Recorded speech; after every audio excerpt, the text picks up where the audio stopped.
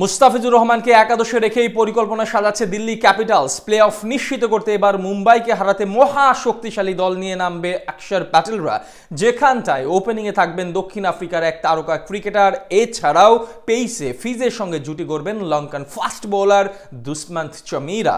সব মিলে বাঁচা মরার ম্যাচে কেমন একাদশ সাজাতে পারে দিল্লি ক্যাপিটালস, তাই জেনে নেব প্রতিবেদনে। প্লে অফের বাঁচা মরার লড়াইয়ে এবার কঠিন সমীকরণ মিলাতে হবে মুস্তাফিজের দিল্লিকে।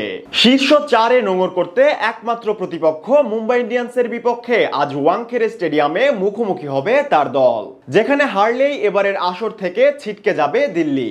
বিপরীতে প্লে অফ নিশ্চিতে আজ মুম্বাইকে হারানোর পাশাপাশি অপেক্ষা করতে হবে যেন পাঞ্জাবের বিপক্ষেও হার নিয়েই ফেরে লাকি ফোরের দৌড়ে টিকে থাকা মুম্বাই, কিংবা মুম্বাইকে হারানোর পর নিজেদের পরের ম্যাচে পাঞ্জাবকে হারাতে পারলেও প্লে অফ নিশ্চিত দিল্লির। এমন কঠিন সমীকরণ নিয়ে বাঁচা মরার লড়াইয়ে এবার নিজেদের সর্বোচ্চ শক্তির একাদশ নিয়েই মাঠে নামবে দিল্লি।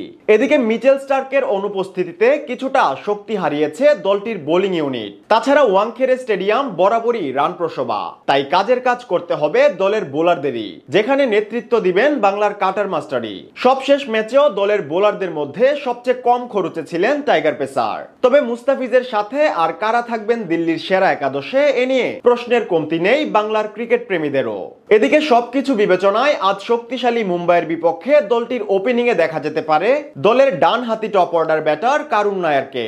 শক্তিশালী মুম্বাই ইন্ডিয়ান্সের বিপক্ষে এর আগেও তার ব্যাটে এসেছে 89 রানের নজরকাড়া ইনিংস। তাই মুম্বাইকে হারাতে আজ 33 বছর বয়সী এই ব্যাটারের উপর আরো একবার ভরসা করতে চাইবে দিল্লি ক্যাপিটালস। অন্যদিকে ওপেনিং এর আরেক প্রান্তে দেখা যেতে পারে সাউথ আফ্রিকার মারকুটে ব্যাটার ফাফ ডু প্লেসিসকে।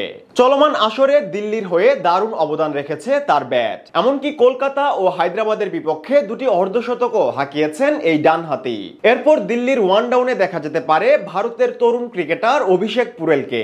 নিজের ব্যাটিং কারিশমা দেখিয়ে যে কোনো সময় ম্যাচের মোড় ঘুরিয়ে দেওয়ার সামর্থ্য রাখেন তিনি। তাছাড়া পুরো আসর জুড়েই তিনি কার্যকর অবদান রেখেছেন দলের স্কোর বোর্ডে।